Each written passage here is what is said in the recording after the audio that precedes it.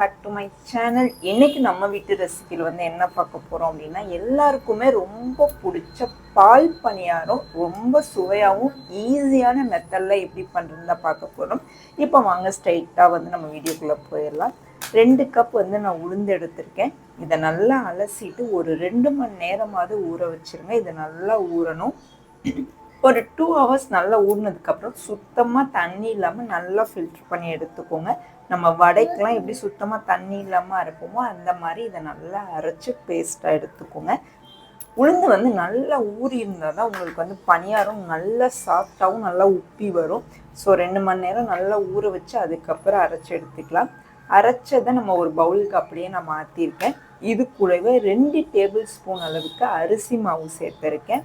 நான் இன்னைக்கு பச்சரிசி மாவு 2 டேபிள் ஸ்பூன் எடுத்திருக்கேன். நீங்கள் பச்சரிசி மாவுக்கு பதிலாக உளுந்து ஊற வைக்கும் போதே பச்சரிசி 2 டேபிள் ஸ்பூன் சேர்த்துக்கலாம்.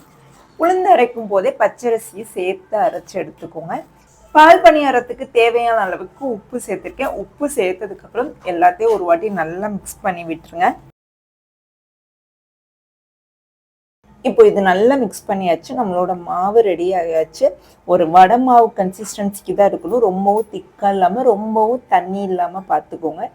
இந்த மாதிரி நம்ம கொஞ்சமாக மாவு எடுத்து கிள்ளி போட்டால் அது கரெக்டாக விழுவணும். அந்த அளவுக்கு கன்சிஸ்டன்சி கரெக்டாக பார்த்துக்கோங்க. மாவு ரெடி பண்ணி வச்சதுக்கப்புறம் ஸ்டவ் ஆன் பண்ணிவிட்டு ஒரு கடாய் வச்சு கடாய் நல்லா ஹீட் ஏறினதுக்கப்புறம் தேவையான அளவுக்கு எண்ணெய் ஊற்றிருக்கேன். நம்ம பணியாரத்தை பொரிச்சு எடுக்கிறதுக்கு எண்ணெய் நல்லா காஞ்சதுக்கப்புறம் நம்ம பிசைஞ்சு வச்சிருக்க மாவை இந்த மாதிரி எடுத்து கிள்ளி அதில் போட்டுக்கோங்க.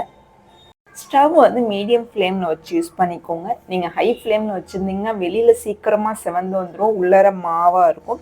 ஸோ அதுக்காக மீடியம் ஃப்ளேமில் வச்சு யூஸ் பண்ணுங்கள். நம்ம இப்போ எல்லா மாவையுமே இந்த மாதிரி கிள்ளி போட்டாச்சு. போட்டதுக்கப்புறம் ஒரு 2 நிமிஷம் அப்படியே விட்டுருங்க. நல்லா வெந்ததுக்கப்புறம் ஒரு 2 நிமிஷம் நல்லா வெந்தாலே ஒரு கரண்டி வச்சு இப்படி லேசாக எடுத்து விட்டிங்கன்னா போதும். அது அழகாக உப்பி மேலே வந்துடும். ஸோ இதே மாதிரி எல்லாத்தையுமே நம்ம லேசாக கரண்டி வச்சு எடுத்து விட்டுருவோம். இந்த பால் பணியாரம் செய்யும்போது பணியாரத்தோட கலர் நல்லா செவந்து கோல்டன் ஃப்ரை ஆகிடக்கூடாது. ஸோ நார்மலாக செவந்து இருந்தால் போதும். அப்போ தான் பாலோட ஊறி அந்த கலர் பார்க்கவே அவ்வளோ அழகாக இருக்கும். இப்போ இது நல்லா ஓரளவுக்கு செவந்து வந்தாச்சு. இந்த அளவுக்கு செவந்து இருந்தால் போதும் பணியாரம். இந்த ஸ்டேஜில் அப்படியே நம்ம எல்லா பணியாரத்தையும் வறண்டி எடுத்து வச்சிடலாம். சுத்தமாக எண்ணெய் இல்லாமல் இந்த மாதிரி வறண்டி வச்சுருங்க. வச்சதுக்கப்புறம் நம்ம மீதி உள்ள மாவுலையும் இந்த மாதிரி கிள்ளி பணியாரத்தை எடுத்து வச்சுக்கலாம். இப்போ நம்ம ஒரு பிளேட்டில் நம்ம எடுத்த பணியாரத்தை எடுத்து வச்சுருக்கேன். இது அவ்வளோ சாஃப்டாக இருக்குது பாருங்கள். அதுக்கு தான் உளுந்து நல்லா ஊறி இருந்தால் தான் உங்களுக்கு இந்த அளவுக்கு சாஃப்டாக இருக்கும் பணியாரம்.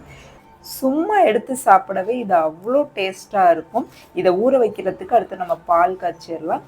ஒரு ஸ்டவ்வில் கடாய் வச்சு கடாய் நல்லா சூடு ஏறினதுக்கப்புறம் நான் இன்னைக்கு 1/2 லிட்ரு பால் எடுத்திருக்கேன்.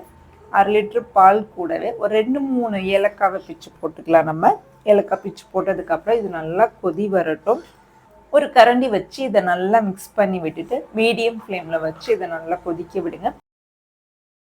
பால் இப்போ நல்லா கொதி வந்துருச்சு. இந்த பதத்தில் நம்ம எடுத்து வச்சிருக்க சர்க்கரை ஆட் பண்ணிக்கலாம். நான் 1 கப் அளவுக்கு சர்க்கரை சேர்த்துருக்கேன். சின்ன கப்பில் 1 கப் அளவுக்கு நான் சர்க்கரை சேர்த்துருக்கேன். சர்க்கரை சேர்த்ததுக்கப்புறம் ஒரு கரண்டி போட்டு நல்லா மிக்ஸ் பண்ணி விட்டுருங்க. இதை நல்லா மிக்ஸ் பண்ணதுக்கப்புறம் ஒரு 2 to 3 நிமிஷம் இது நல்லா கொதி வரட்டும். பாலை ரொம்ப சுண்ட காய்ச்சிடாதீங்க. அப்புறம் நம்மளுக்கு பணியாரம் ஊறும் போது பால் பத்தாது. இப்போ 2 நிமிஷம் நம்ம சர்க்கரை போட்டதுக்கப்புறம் கொதி வந்ததுக்கப்புறம் போதும். அப்படியே அடுப்பை ஆஃப் பண்ணி வச்சுருங்க. நல்லா பால் சுட சுட இருக்கும் போதே நம்ம எடுத்து வச்சிருக்க பணியாரத்தை இது கூட சேர்த்துருங்க. பணியாரம் சேர்த்ததுக்கப்புறம் ஒரு 1/2 மணி நேரம் ஒரு பிளேட் போட்டு மூடி வச்சிடலாம். ஒரு 1/2 மணி நேரத்துக்கு அப்புறம் அந்த பால் நல்ல சூட்டில் பணியாரம் நல்லா பொசுன்னு ஊறி வந்திருக்கும். இப்போ பணியாரம் நல்லா ஊறிடுச்சு. அதுக்காக தான் பால் சூடாக இருக்கும் போதே நம்ம பணியாரத்தை சேர்த்துடணும். இதை அப்படியே ஒரு பவுலுக்கு மாற்றி ஒரு ஸ்பூன் போட்டு சாப்பிட்டிங்கன்னா செம்ம டேஸ்ட்டாக இருக்கும். கண்டிப்பாக ட்ரை பண்ணி பாருங்கள் மக்களே.